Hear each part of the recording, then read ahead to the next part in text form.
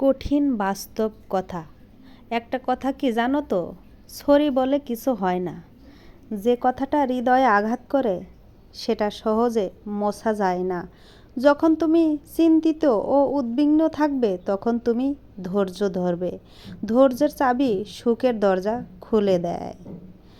পাশে দাঁড়িয়ে ভরসা দেওয়ার লোক নেই, সামনে দাঁড়িয়ে পথ দেখানোর লোক নেই, কিন্তু পিছনে দাঁড়িয়ে সমালোচনা করার লোকের অভাব নাই।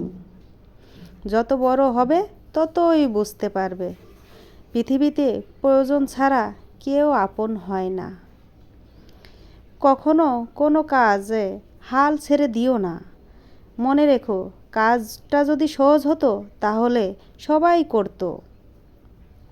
জ্ঞানীরা আগে চিন্তা করে তারপরে কথা বলে, আর নির্বোধেরা আগে কথা বলে তারপরে চিন্তা করে।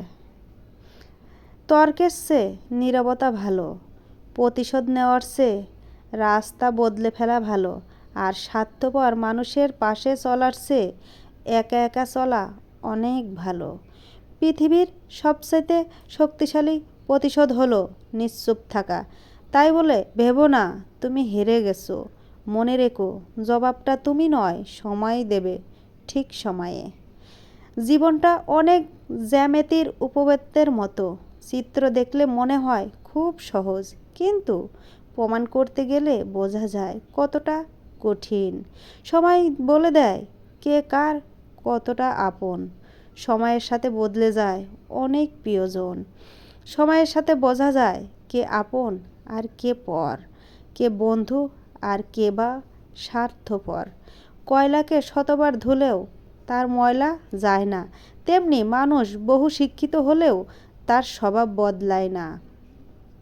জীবনে কাউকে পাওয়ার পর যদি আরও ভালো কাউকে পাওয়ার আশা করো, তাহলে একদিন দেখবে জীবনের সবচাইতে মূল্যবান কাউকে তুমি হারিয়ে ফেলেছো। ভাগ্য আর কত কাঁদাবে, একদিন ভাগ্য ক্লান্ত হয়ে যাবে। যা, তোকে মুক্তি দিলাম। জীবন কি? জীবন আর ভালোবাসা বুঝতে আপনাকে 3টি স্থানে যেতে হবে। 1 হাসপাতাল, 2 কবরস্থান বা শ্মশান, 3 কারাগার। হাসপাতালে গেলে আপনি বুঝতে পারবেন সুস্থতা আর কিছুই ভালো লাগে না। কারাগারে গেলে আপনি দেখতে পারবেন স্বাধীনতা সবচেয়ে মূল্যবান জিনিস। আর কবরস্থান বা শ্মশানে গেলে আপনি বুঝতে পারবেন জীবনের কোনো মূল্য নেই।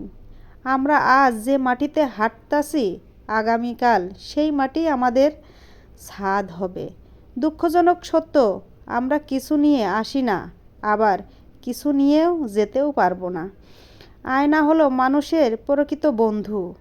যার সামনে হাসলে সেও হাসে, কাঁদলে সেও কাঁদে, কিন্তু আঘাত করলে সে আঘাত করে না, বরং নিজেই ভেঙে যায়। যদি ভিডিওটি ভালো লাগে, ভিডিওটিতে একটা লাইক করবেন, কমেন্ট করে জানাবেন আপনার মতামত।